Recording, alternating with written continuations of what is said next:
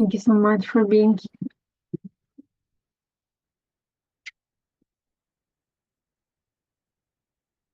Somehow not managing to open the stories about Guru Maharaj. I don't know what happened today. And we'll begin with prayers as always. Namo Vishnu Padaya Krishna Pristaya Bhutale Srimate Bhakti Vedanta Swami Namine Namaste Saraswati Devi Gauravani Pracharine Nirvishesha Shunyavadi Astatya Deshatarine Jaya Shri Krishna Chaitanya Prabhu Nityananda Shri Advaita Gadadhara Srivastava Gaura Bhaktavrinda Hare Krishna Krishna Krishna Hare Hare Hare Rama Hare Rama Rama Rama Hare Hare Hare Krishna Krishna Krishna Hare Hare Hare Rama Hare Rama Rama, Rama Rama, Hare Hare Hare Krishna Krishna Krishna Hare Hare Hare Rama Hare Rama Rama Rama Hare Hare Hare Hare, Hare Hare Krishna Krishna, Hare Krishna, Krishna Krishna Hare Hare Hare Hare Rama Rama, Hare Rama Rama Rama Hare Hare Jaya Jaya Gita Jaya Gita Jaya Gita Jaya Jaya Gita Jaya Jaya Gita Jaya Gita Jaya Gita Jaya Jaya Gita Prabhupada Prabhupada Prabhupada Jaya Jaya Prabhupada Jaya Jaya Prabhupada Prabhupada Prabhupada Jaya Jaya Prabhupada Jaya Jaya Gurudev Gurudev Gurudev Jaya Jaya Gurudev Jaya Jaya Gurudev Gurudev Gurudev Jaya Jaya Gurudev Guru Pinarande Hari Hari Bol Hare Krishna Hare Hare. Hari Bol. Thank you for kirtan together today. Thanks to you, dear devotees, for joining. Mataji Lakshmi Vijaya, somehow I'm not managing to share today the site. It so happened. I don't know why. Could Okay, you try Mataji, to? I can join on the computer and I can share it. Just give Yeah, me a moment. sure, let me make you host. Thank you so much. Thank you, Mataji. Just give me a moment.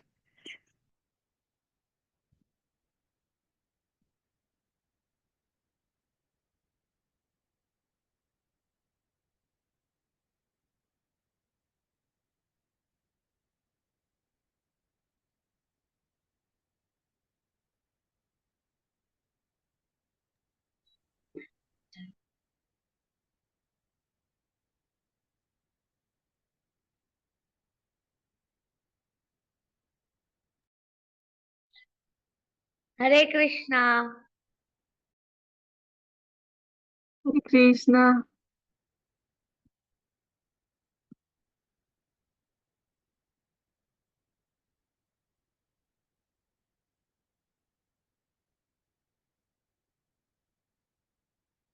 Sorry to keep you waiting, dear devotees, but I don't know what happens today. That site wouldn't open at all.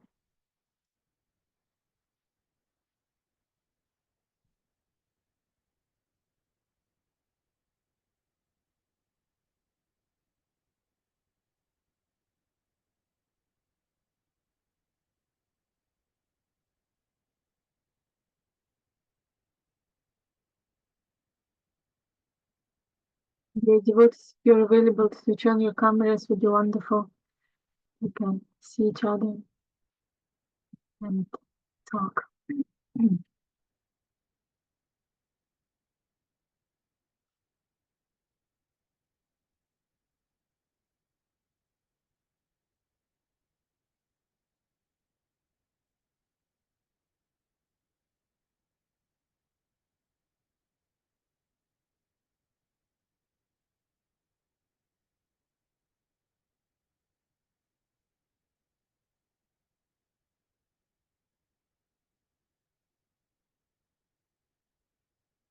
I'm thinking maybe something happened with that side because even on my phone I'm not managing to open.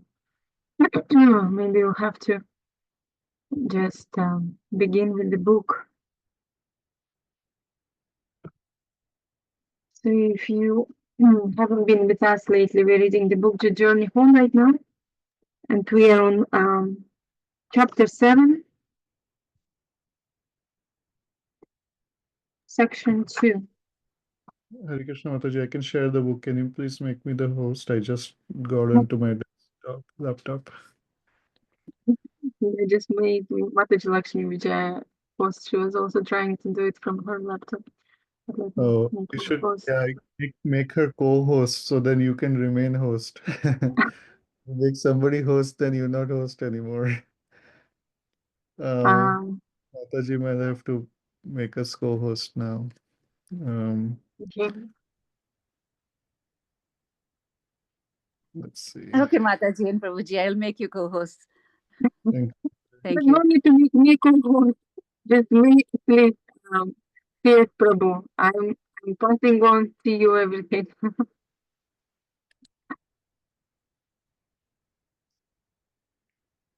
Please, So Prabhu, did you manage to open the side now? the site is gone, Mataji. I need to find out who owns it. But Yeah, so you see it's not working. but That's but okay, the maybe thing we is, can just read the book today. we have the book. I'm trying to find it, but No, we'll read the book at it's least. okay for us not to take too much time because we already made everyone wait for too long. Maybe we can just start with the journey home and just read that today. And then when we have things ready for Where are next we time. reading, Mataji? The journey home, Mataji Lakshmi Jaya wrote for us chapter 7, section 2. Yes, Mataji. Yeah, you can start it and I will try to. Do you know what page it is? I think I posted in the group. Let me check. I don't see the page number. It says just section 2, chapter 7, even though Yeah. Section we 2. expect that Yes, we're I can chapter read the 8. paragraph, Mataji. It is right here in my book. So it Other is. visitors enter the room, yes. It's a small paragraph starting with other visitors entered the room just then. Okay. It's almost end of the chapter. I thought we were in chapter 8, no?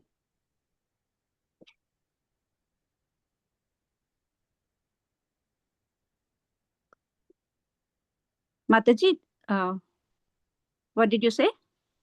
I thought we were in chapter 8 already. Somehow, okay. No, Mataji, this is still chapter 7, end of chapter 7, Mataji. Just one more page left. And we are starting with, if you have the book, it is page number 157. At the bottom, other Okay, I visitors. found it now. Yeah, Yeah. other Yeah. visitors entered the room. Can you make me co-host, Mataji? I can share it. Yeah, I actually, from the computer, I am not able to log in. Let me again do it. You can do it in the phone, perhaps. Or I can do it. Okay, let me see, Mataji. Meeting. Mm.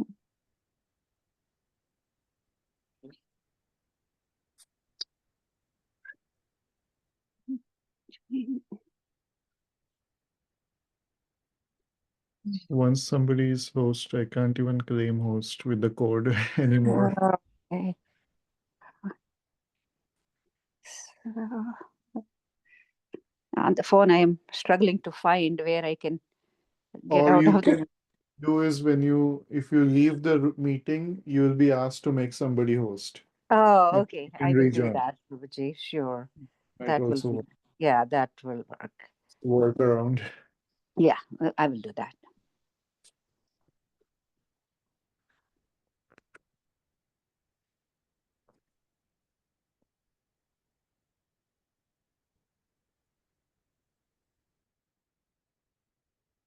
Okay. Who is host now? Okay, made me host. You can share. Sorry for the confusion today. Hare Krishna. We're here. It's my fault for not being prepared. I'm sorry, dear devotees. I'm actually in the middle of preparing to leave. Lately, I've been traveling more and more for different services. I have to go to Florida today, so I'm in the middle of baking, in the middle of packing. So I think I will just pass on today for Shreyas Prabhu to take care of it and Mataji Lakshmi Jai. I will just go back to my packing. Never mind. Thank you again for being here today and hope to see you next time. Hare Krishna. Hare Krishna Mataji, Danvat Pranam.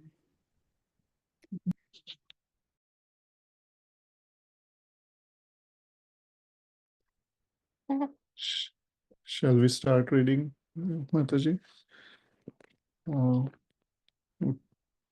you like to read, Mataji? Lakshmi Vijay Mataji, please, to begin. Yes, Prabhuji, I can start. Thank you. Hare Krishna. Other visitors entered the room just then. One British woman asked Mother, "Why do you wash the pots? Is there not someone else who can do this?" Mother Teresa looked warmly on her interrogator. Serving God and humanity is an honor, not a chore. Any type of service to God is a blessing. There is no high or low. But, Mother, the woman's husband inquired, "Where do you get your strength from?" Mother Teresa held up her rosary. Then she said something I had heard many holy people from many traditions say: "All my strength comes from the Lord's holy names." She turned to me and spoke, "If you are humble, nothing will touch you, neither praise nor disgrace, because you know who you are. God is our witness. Never be disheartened by any failure as long as you have done your best." Her words penetrated deeply. Before departing, the British woman thanked Mother Teresa for her great work. "It is God's work," Mother Teresa replied. "I am only a tiny instrument." She then excused herself to scrub more pots. Mother Teresa was born in 1910 in Macedonia, from an Albanian family. At 17, she dedicated her life as a nun and was soon after sent to Calcutta to serve as a school teacher and later principal at St. Mary's. But in 1948, a momentous event took place in her life. She heard her calling to serve the poor in the slums of Calcutta. In 1950, with only 12 assistants, Mother Teresa established the Missionaries of Charity. Over the years, her selfless service has attracted thousands to assist her in God's work. At my request, the sister brought me to the shelter for the sick and dying. I felt so helpless to do anything for them, but I did perform some simple service, sweeping and carrying utensils. Soon after, Mother Teresa appeared. Her presence lit up the dismal room of misery and death with hope and joy. As she held the hand of a woman ravished by disease, she smiled tenderly. The woman was transformed, her eyes illuminated with a joyful sparkle as she smiled back at Mother Teresa. The mother then went to each and every bed, not out of duty, but out of sincere affection. One emaciated man, coughing blood and rapidly declining, felt her hand upon his head. He looked up at her as if she were an angel who had come at his greatest hour of need. Bowing his head, he smiled. God's love is with you, she spoke tenderly. Remember him in gratitude. To a dying woman, alone and rejected by her loved ones, Teresa offered comforting words. If you sincerely want to love God, you must learn to forgive. The burden of the woman's heart was lifted. Mother Teresa's love for God included all people as well. In her humble, unassuming manner, she gave the miracle of hope and joy to everyone she touched. Hindu, Muslim, Jew, or Christian, all were treated with equal affection. At one point, Mother turned to me and said, I see my beloved Jesus in each of these poor souls. My Lord is mercifully accepting my love through them. Mother, I said, feeling shy in her presence, they see the love of Jesus in you. They see the love of Jesus in you. Mother Teresa beamed back at me. Isn't that a miracle of God's love? Hare Krishna. That is the end of chapter 7. Hare Krishna. Thank you so much, Mataji. Hare Krishna. Would somebody like to read? Please go ahead. You can unmute and start reading.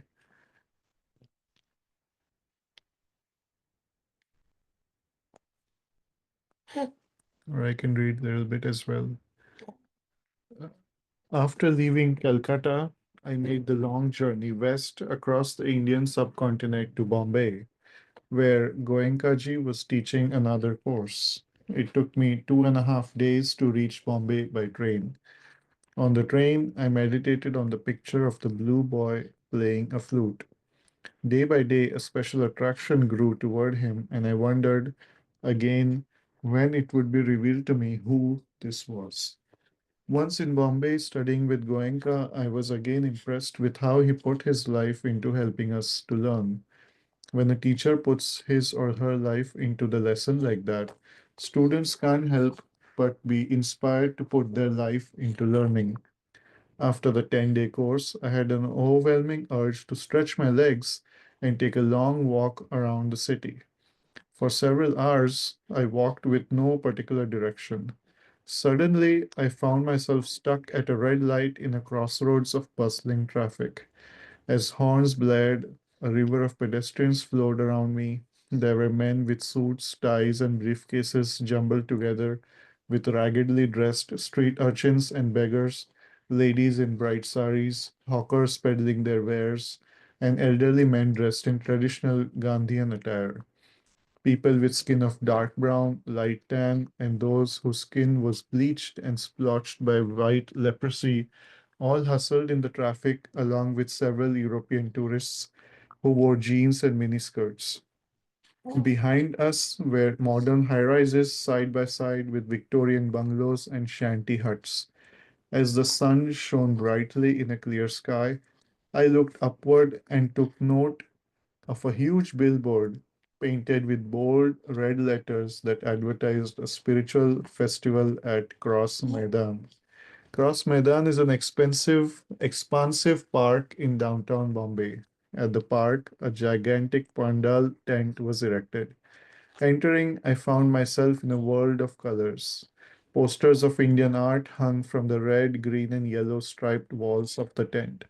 Swirls of smoke rose from pungent incense sticks. My eyes then scanned over a long table of books. Suddenly, I was captivated by the cover of one in particular. My heart leapt. The picture showed the beautiful blue boy holding a flute. Enticed, I whispered, That's him. Yes, that's him, I thought. Not knowing who he was, I had carried my picture of him all over India. Now, that same person was again appearing before me. In bold red letters, the title of the book proclaimed itself Krishna, the Supreme Personality of Godhead. I softly cried out, Krishna. His name is Krishna. The long awaited mystery was now revealed.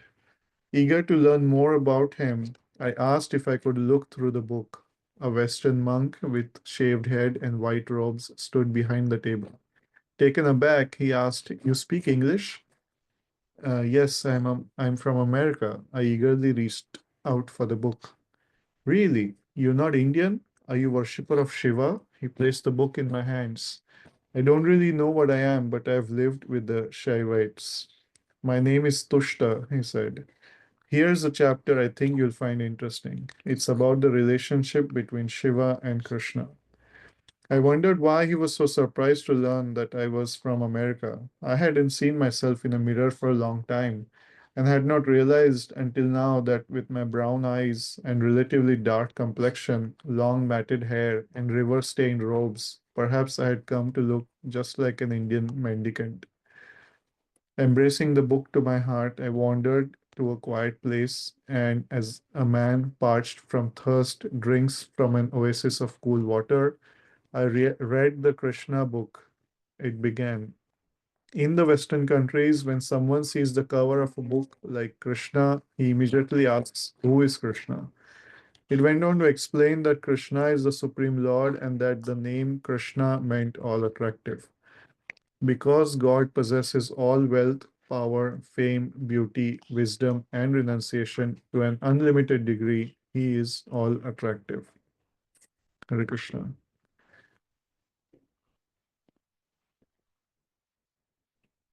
Would somebody like to read? Please, you can unmute or raise your hand.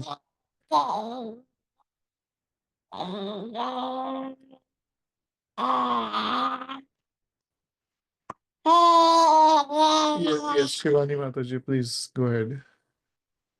Yeah, thank you. Hare Krishna. As I read, a young American woman wrapped in a yellow sari sat on the stage singing beautiful devotional songs. Her name, I would learn later, was Yamuna Devi. Absorbed in both reading the Krishna book and listening to her soul stirring song, I was overcome with emotion. As evening approached, the pandal filled to over 25,000 people, eager to hear the speaker. I returned the book and sat in the rear corner of the massive crowd. On the stage, about 20 Western devotees chanted and danced. The seven-headed man wearing traditional robe of a sadhu, and the woman wearing colorful saris. The whole crowd was anticipating the coming of the Guru. To everyone's deep satisfaction, he soon appeared on the stage. He was a real man with shaven head and saffron robe, and his body glowed. He walked with the grace of a swan and gestured with the confidence of a king. Still, his demeanor was meek and humble, as if he were seeing God everywhere he looked. After welcoming the audience with joining palms, he sat on an elevated seat at the far back of the crowd. I could barely see. I yearned to see closer but felt ashamed to step in front of anyone else. Up on the stage, I could see one devotee moving from side to side taking photos. The Guru called him over and spoke in his ear. The devotee then gazed into the massive crowd, looking from side to side until he spotted the person he was looking for. Again and again, he signaled to someone in the multitude to come up onto the stage. But when nobody came, he finally descended into the crowd. Painstakingly, he tried to pass through the tens of thousands of people seated on the ground. To my surprise, he walked all the way to the rear and right up to me. Then, with a calm smile, he announced, Srila Prabhupada wants you to speak with him on stage. Stunned, I mumbled, how does he know me? He gave no reply, but simply took me by the hand and pulled me through the masses and onto the stage. There he presented me before the Guru, whose oceanic smile flooded me with joy. Srila Prabhupada looked so familiar, but I didn't know why. Sitting across legged with back erect, he was dressed in the neatly arranged saffron robe of a Swami. With a wave of his hand, he graciously motioned for me to sit near to him. So I took my seat on the carpeted stage. In awe, I looked up at him. His large, gentle eyes briefly studied mine with a glance that touched my soul. His complexion was bronze, his nose wide and rounded, and his drooping ears were like the ears of Lord Buddha. From his recently shaved head, short white hairs had grown out on either side, and two vertical lines of yellow clay representing the yogic path of devotion adorned his forehead. Two deep creases sloped down from the sides of his nose to the corners of his full sculpted lips. As Hare the Krishna. devotees Thank you so much, Mataji. Hare Krishna. Thank you for reading. It's a beautiful section. Shanti Lata Mataji, would you like to read? You raised your hand.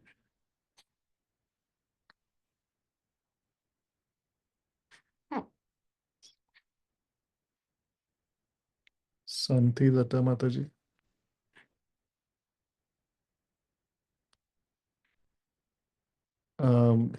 This devotee with name iPad.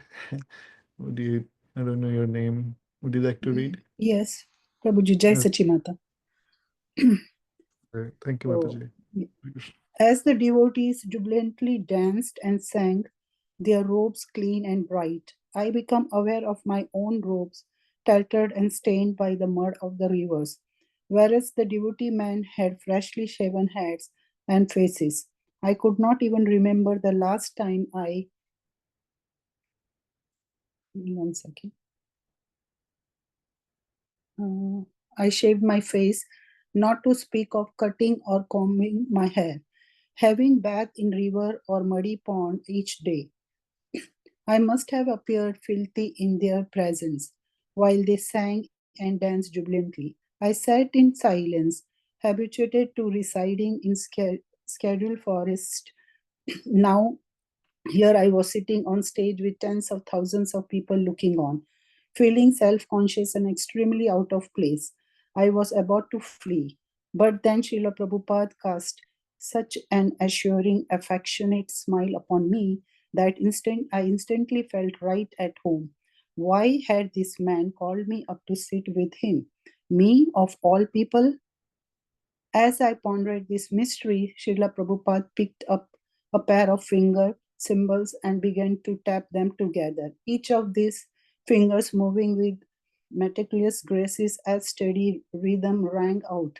In a deep, resonant voice, his body swaying gently, he began to chant, Hare Krishna, Krishna Krishna, Hare Hare, Hare Ram, Ram Ram, Hare Hare. I guessed it was like a dream to hear him chanting the very same mantra I had heard from the song of Mother Ganges. How often had I chanted this mantra since that day in Rishikesh when the river had revealed it to me? A tingle shot up my spine.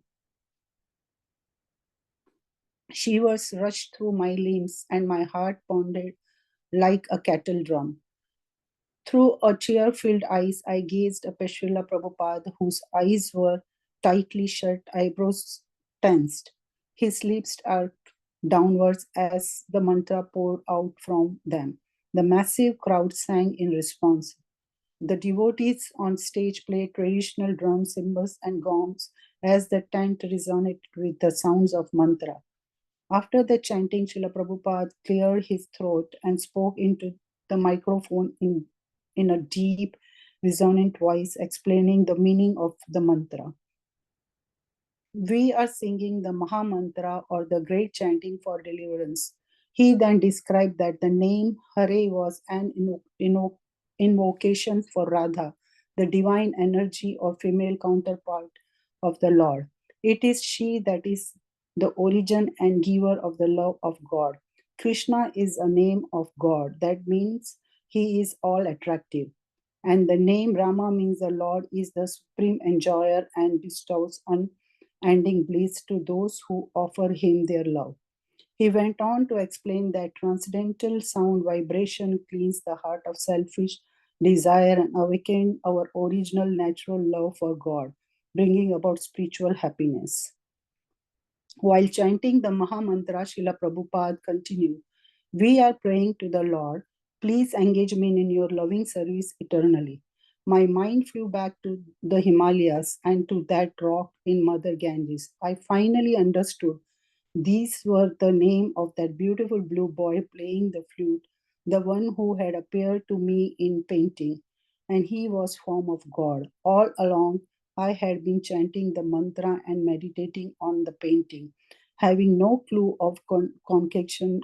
Now, Srila Prabhupada revealed very simply the scared mysteries that I had pondered for so long. My mind soared in amazement, and as I observed the adventures of my quest unfolding, smiling, I redirect my attention to the words of Srila Prabhupada. He confidently explained how true religion was not the property of any sect, caste, or creed, but the nature of all living beings. Our nature, he said, is to love God, but this love has been forgotten since time immemorial. Such love of God must be unconditional to completely satisfy the self. We are spirit soul, he said, but in ignorance we identify this temporary body with the self. He went on to explain how the cause of all cause suffering was forgetfulness of our relationship with God, and how this consciousness could be easily awakened by the chanting of God's names. In a voice beaming with the compassion, he pleaded with the audience to take this message seriously. This process, he said, which revive our dormant love of God is called Bhakti Yoga. As Srila Prabhupada was speaking, I heard a voice within my heart proclaim, "This is your Guru." But my mind could not accept it. A battle ensued between my brain and my heart. There are many saints and guru I have met in the past, and I will meet more in the future. I can't be hasty. This is the most important decision of my life. I must be sure before committing myself to any particular path. My mind won the battle and still confused. I dismissed the idea that I was ready to choose a guru. After his lecture, as he was leaving, Srila Prabhupada stopped directly in front of me. Bustling crowded were gathered around us, and my mind was exploding with excitement. I spontaneously fell to my knees and extended my hands to touch his feet. As a thunderous voice shouted, "No one touch Prabhupada's feet." Struck with a shame, I retraced my hand, but Srila Prabhupada looked deeply into my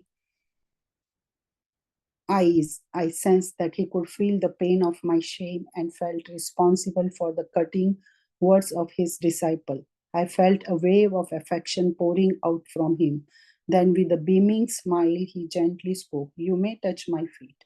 Feeling both relieved and honored, I placed the dust of his feet on my head. He rubbed my head affectionately and invited me to sit on the stage with him each morning and evening. His kindness left me speechless. The Hare next Krishna. morning, okay, Thank you, thank you. Mataji. Thank you so much. Santi Datta Mataji, would you like to read?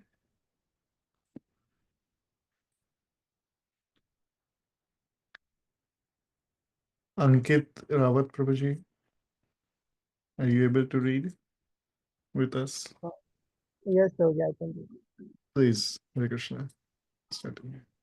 The next morning after the lecture, I waited in line with hundreds of people to receive breakfast, a popular Indian sweet called halwa. Not having eaten in a day, I was hungry. Finally, after about an hour, I reached the front of the line where a leaf cup beaming over with fresh hot halwa was placed into my hand. What a blessing! I could hardly wait. But out of the blue, my halwa was snatched away. What just happened? My adrenaline rushed and stomach burned in dismay as I turned around. There I saw the same devotee who had brought me onto the stage the night before with my halwa in his hand. His name was Gurudas. You are not going to eat this, are you? He asked. I thought I would. I said a little Indin- indignantly right before my eyes. He handed my long-awaited breakfast to someone else, then grasping my hand, he pulled me away. Moments later, I was seated behind the stage where a calm American woman named Malati Devi put a plate in front of me. It was a feast with 12 varieties of sacred vegetarian food. Gurudas smiled. This is better for your health. We just want to make you happy. Examining me, he boldly stated, "You are a devotee. Some day you will understand." Sitting beside me was an American devotee named Syam Sundar, who struck up a friendly conversation. He was so easy to talk to, and I had a strange feeling that I knew this man. Suddenly, I dawned on me that this was the monk I had encountered at the Cosmos Club in Amsterdam, the one who had la- ladled the fruit and yogurt into my hands, asking if I wanted to spiritual food, which I reminded him about it. He laughed loudly, saying, "Oh, that was you. Everyone else had a bowl. I am sorry about that." As we talked, his wife Malati brought more and more sacred food until I begged her to stop. Meanwhile, their 4-year-old daughter Saraswati leaped in and out of the backstage. Her strinking blonde hair, sparkling blue eyes, and unabashed enthusiasm was a wonder to the Indian people. I drank in the scene, eagerly breaking my fast. It is said that a saintly person is so pure that he or she acts like a spotless mirror. When we come in the presence of such a mirror-like soul, we can see both the beauty and ugliness of our inner life, our faith and doubts, virtue and sins, strength and weakness are revealed.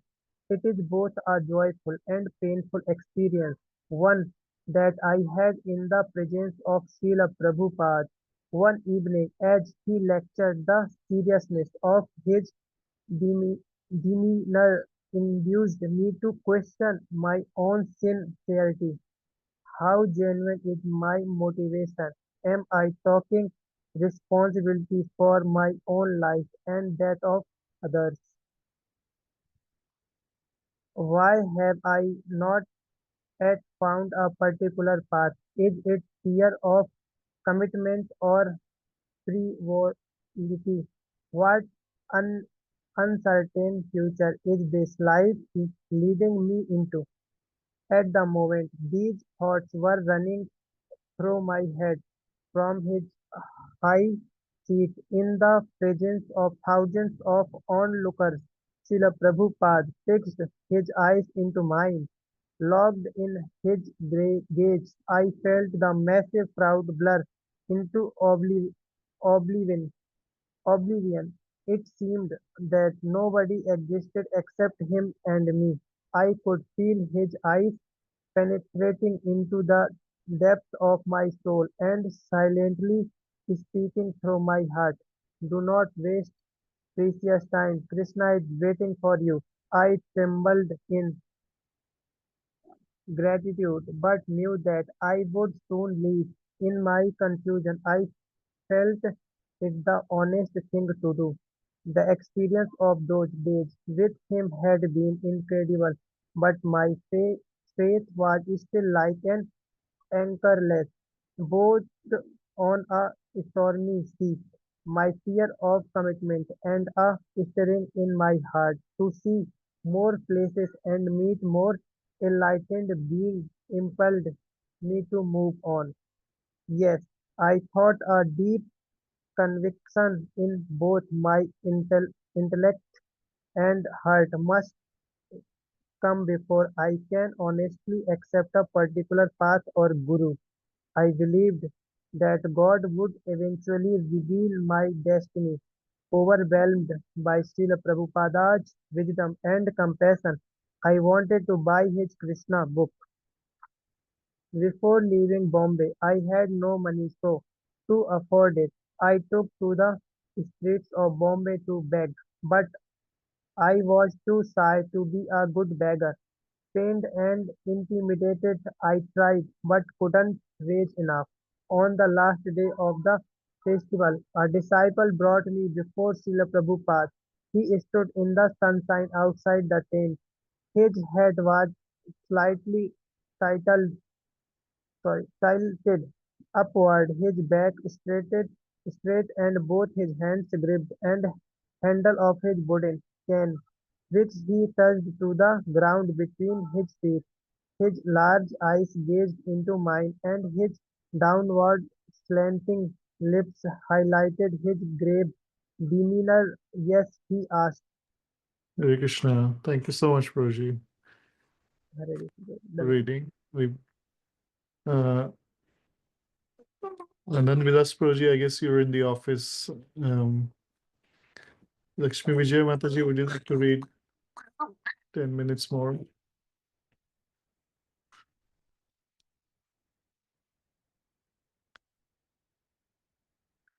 You're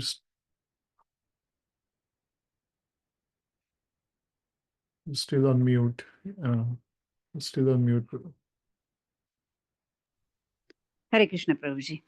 Hare Krishna. Okay. I'll flip, yes. So, yes, Prabhuji, thank We're you. almost at the end of the chapter. You can The continue. disciple, yes, Prabhuji. The disciple said, "This boy wants your new book so badly. He's been begging in the streets with the hope to buy it." Srila Prabhupada was so touched that with his own hands he gave me a copy of the book. His eyes flooded with kindness, and he patted my head and softly said, "Thank you very much. Thank you very much." My heart echoed. I bowed my head in reverence.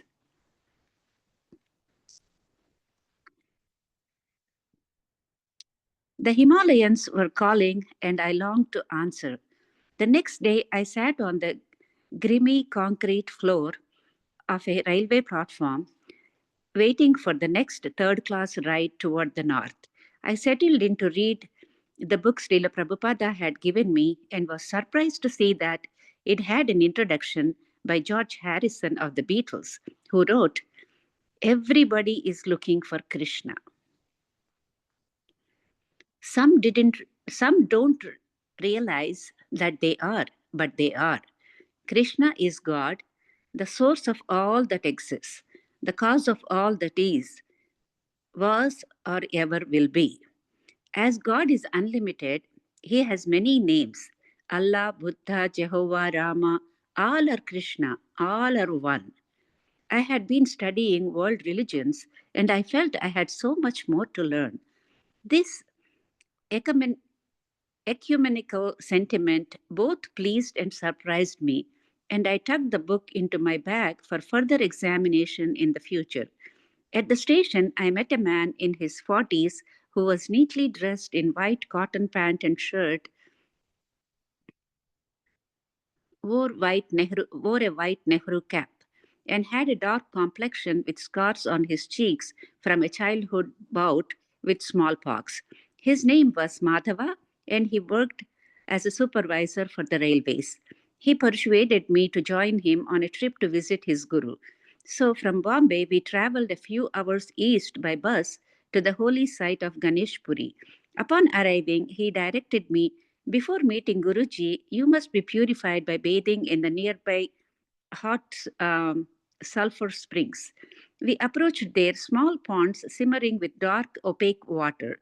Dozens of locals scrambled about, shouting to one another, while dozens more took their daily baths. Slowly, I submerged myself into smoking gray liquid that clung to my skin like oil, gradually adjusting to the burning heat and sour smell.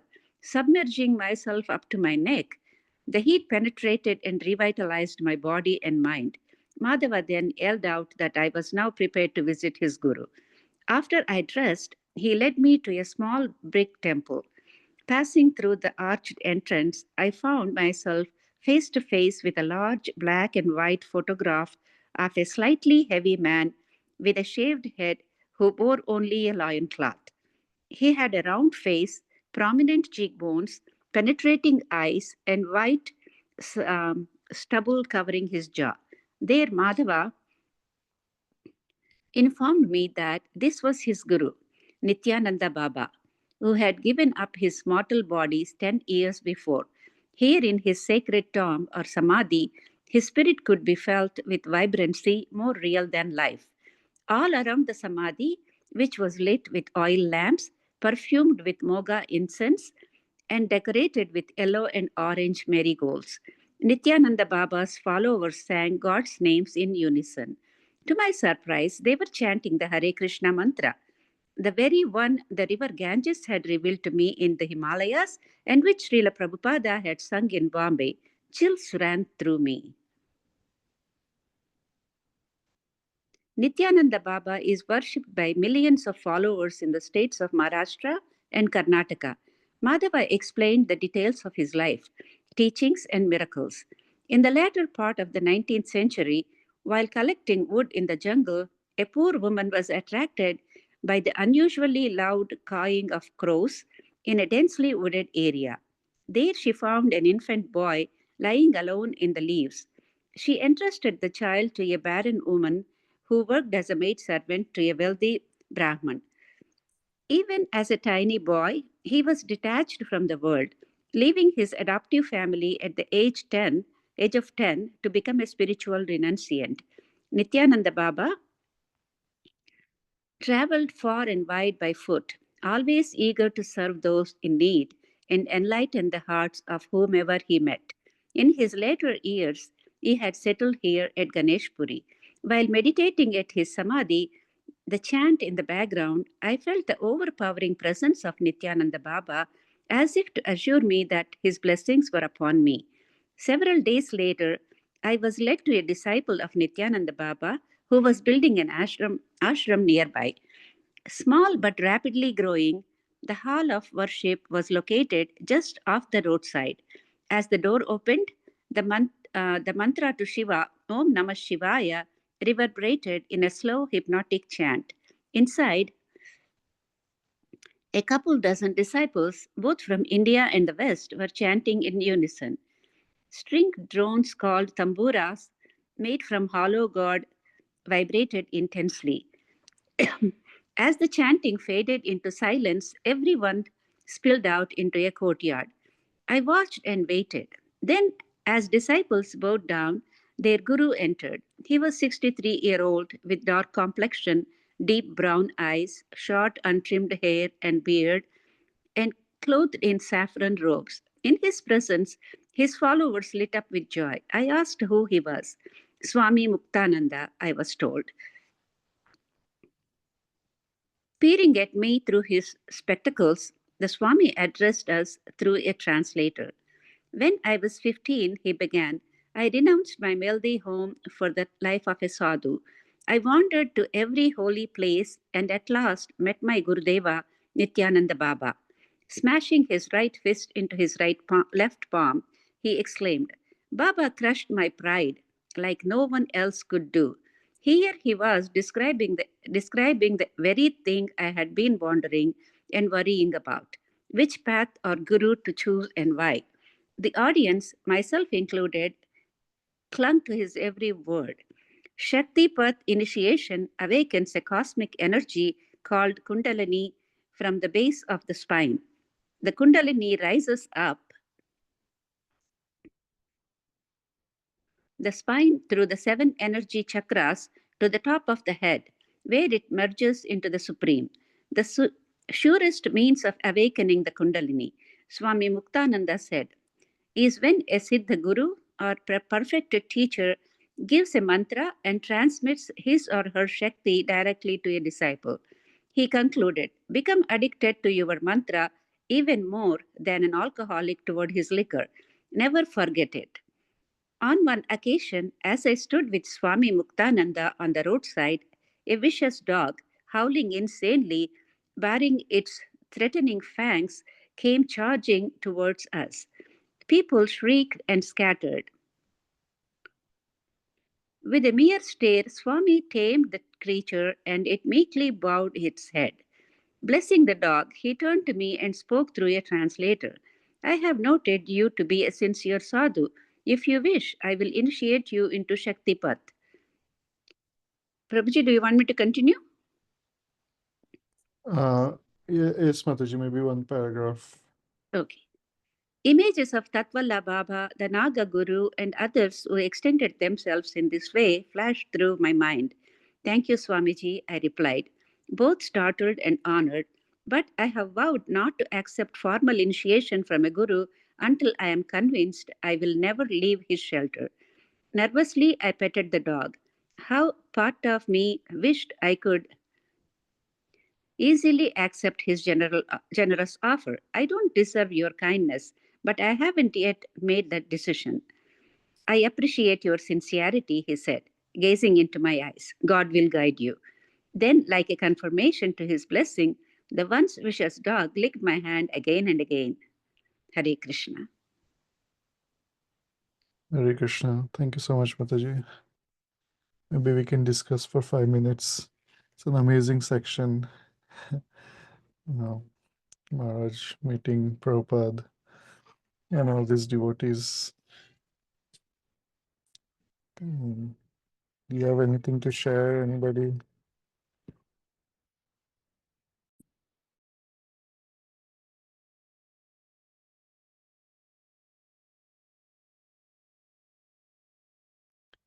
We missed reading the pastimes today, but the book was also amazing to read today. The mantra and the photo, it all came together, and Maharaj always talks how his home is in Chapati in Bombay at the Radha Gopinath temple, and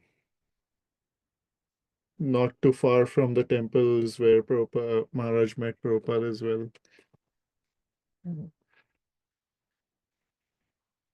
Met these devotees who became their friends. Malati Mataji stayed in New Vrindavan. Lakshmi Jai Mataji, I'm sure you have met Malati Mataji. Maybe you have some pastimes to share. Actually, I never met spoken. Malti Prabhu for Nityananda Trayodashi a couple days ago at New Vrindavan.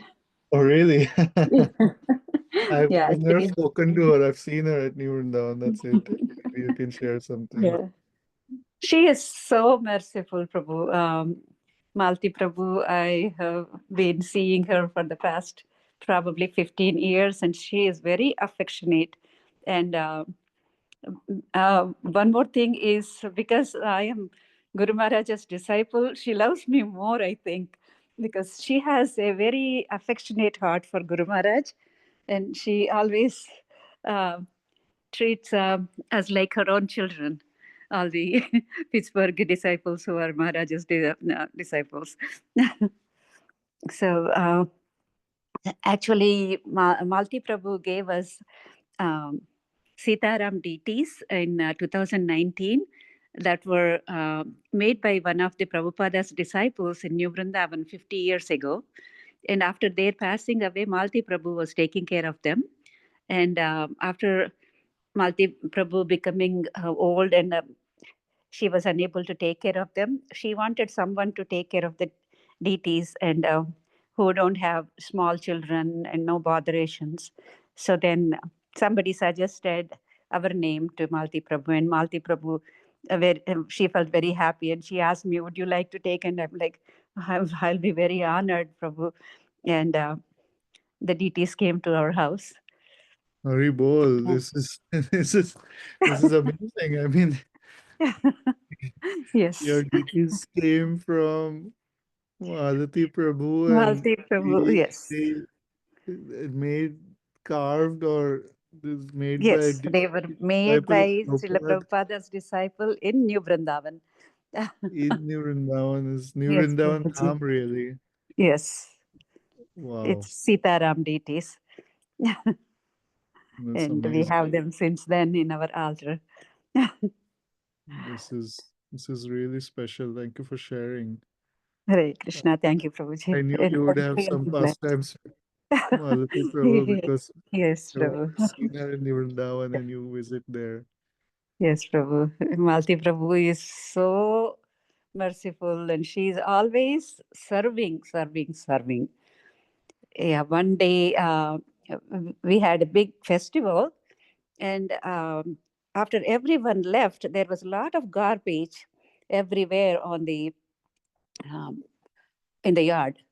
So Malti Prabhu, she picked up a bag and she started picking up all the garbage by herself.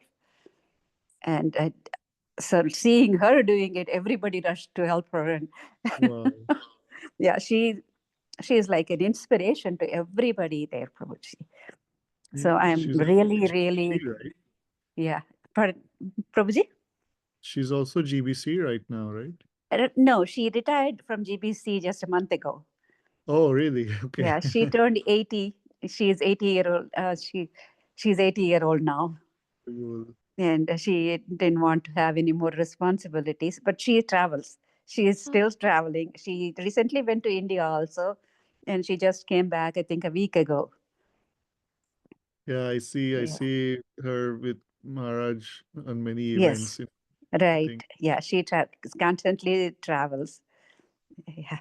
But of course, all of you as disciples of Guru Maharaj are very fortunate that all the Yes, disciples of Prabhupada see you very affectionately and give you special mercy and affection. yes, Prabhuji. Yes, Because, Prabhuji. And because there are they a all few more Maharaj and Maharaj Prabhupada was. disciples here, and His Holiness Varsana Swami Maharaj also lives in New Vrindavan, and we heard Nityananda Katha from him on Nityananda Trayodashi Day. It was beautiful. It's a great fortune to be a disciple Yes, of Guru Maharaj. yes, And, Prabhuji. and We are these really fortunate. I can't thank Krishna enough for what have been given. these pastimes also in the book we're reading is Yes, just mind blowing. Every section, every paragraph is just mind right. blowing. Yes, and also we have visited the old Bahulavan building where the brahmacharis used to live. I, in that building, Maharaj used to stay in an attic. It had about 6 or 7 steps. Those are the wooden steps. And then it's a very small attic, Prabhuji. Just one person can lay down. That's all. That was his residence. We all went and visited that place about Is that maybe small? more than 10 years, 10, 15 years ago. We have seen it was very, very small. It's Really? Yeah, probably, yeah. we also visited that place, Mataji. Yes. We was wondering how he was staying that small Right. place. Thank you, Mataji. Yes. That was a very, very small space. And he used to, and that is before he got his hair cut. Before Maharaj got, what was that? Before Maharaj got his hair cut, he was Oh, having long hair until then. Hair shaved first yeah. time. I I've heard some Maharaj telling some stories about Yes. staying Yeah, that there. happened. Yeah, that is where he was staying at that time. was It was also austere, very austere at that time, right? There was no very, very austere, Prabhu, at that time. heat, hot Yeah. water. No, Of no hot water, no water. They have to dig into the ice and take a bath with the ice. really. Yeah. Yes. And That there was was no very money, austere. right? They were just growing something there and Yeah, eating that fruits, happens only, gram. growing happens only in the summer times, but winter times, nothing. Whatever is there, that's it. And Maharaj used to walk down the hill in that ice and snow, go to Wheeling to preach in colleges. He used to walk several miles by foot in that snow and chill, cold weather. He used to walking down the hill into the Wheeling It must be tens city. of miles to Wheeling. Yes, several So miles. And he just used to to cross walk the by main foot. road. That's what I heard, Prabhu. Wow. Yeah. Very, very austere. It's this kind of service. I mean, when after doing such service, Yeah. of course, Maharaj lived in Himalayas and such, so there's no limits to how much austerity Right. take for service. Yes. It's just Yeah. amazing. It is amazing. This book, I mean, the Journey Home, when we started to read Journey Home, we felt like, okay, everybody's read it, but reading together and reading again is Yes. been Yes. still Yeah. can be We amazing. can read more and more and more so that we can gain some more. Every time we read, we gain something else, Prabhuji. And I Yes. always feel definitely, I mean, information and faith and everything, but every time I read, I feel like love for Maharaj increases. That's Yeah. true. That is so true. Yeah. Every We time I I like go. understand him more. I like the way like Maharaj was so like he was thinking before like in his mind he was thinking to make Prabhupada his spiritual guru, and Yes. once he like now after he become his disciple and he's totally surrendered, and now the Maharaj is doing so much for his Guru Maharaj. So we should learn from how he's so much surrendered to him. We should be like to Maharaj. Yes, Mataji. Yes, Mataji, that's the parampara, right? Yeah. We do for our guru what our guru has done for his Yeah. guru. Yes. Let's try. Hare Krishna, Prabhuji. Hare Hare Krishna. Krishna, Prabhuji. One thing, Maharaj when didn't join ISKCON before Maharaj was very much humble because Maharaj met many sadhus and gurus. Maharaj rejected them, but he he rejected very humbly. He told very kind words. He is not convinced at that time. So Maharaj was very humble before he joined ISKCON, and now I I have seen one video there. Maharaj came and first bow down every devotee, and there were everyone junior to Maharaj and most of Maharaj disciples, and Maharaj bowed down all the devotees, and Maharaj told, please bless me. So Maharaj always inspired by his humility. That is one point. Thank you so much, Prabhuji. That's Maharaj's unique quality that is very difficult to find, and at the same time, it's awe-inspiring. Maharaj says that to his disciples also. Please bless me. I don't know how one can balance being a spiritual master for so many and being so humble at the same time among the same disciples also, not just among others. Few days back, I have seen one video where Bhakti Rasami Swami Maharaj going to given class, and Maharaj came and bow down to his name is Bhakti Swami Maharaj, and he stopped Bhakti Swami Maharaj. He, ma, Actually, Bhakti Swami Maharaj given back to obeisances to Maharaj, and Maharaj stopped him. Then you don't need to obeisances to me. So Bhakti Swami Maharaj is disciple of Maharaj, but Maharaj treating him as a Vaishnava, and he giving respect to him. So that is a wonderful quality of Maharaj. He always inspired by his humility to everyone. I think we read in one of the previous books, but Maharaj's quotes that humility is the real power. It's not strength or pride. So this is, I mean, live And example. Maharaj lives by that example, his example. Yeah, He it's a lives living. that by his example. It makes such a big difference to see someone living that. The words are there, we understand the language, but it doesn't make sense until we see a living example. And that's the Acharya, right? Teaching by example. It's just amazing. Thank you so much for your discussion and sharing your realizations and pastimes that you've had. We are all nourished by your association. I'll share the where we read next week. Thank you and apologize for the technical difficulties in the beginning. We were not prepared, but it went well in the end. Thank you, Prabhuji, and all the devotees. Hare Very good. Krishna. Thank you so much. Thank you. Hare Krishna. वंशाकल्पतरुभ्यश्च कृपा सिन्धुभ्यैव च पतितानां पावनेभ्यो वैष्णवेभ्यो नमो नमः. अनंत कोटि वैष्णवृंद की जय. Jai. His Holiness Radha Swami Maharaj ki jai. Srila Jai. Prabhupada ki jai. Jai.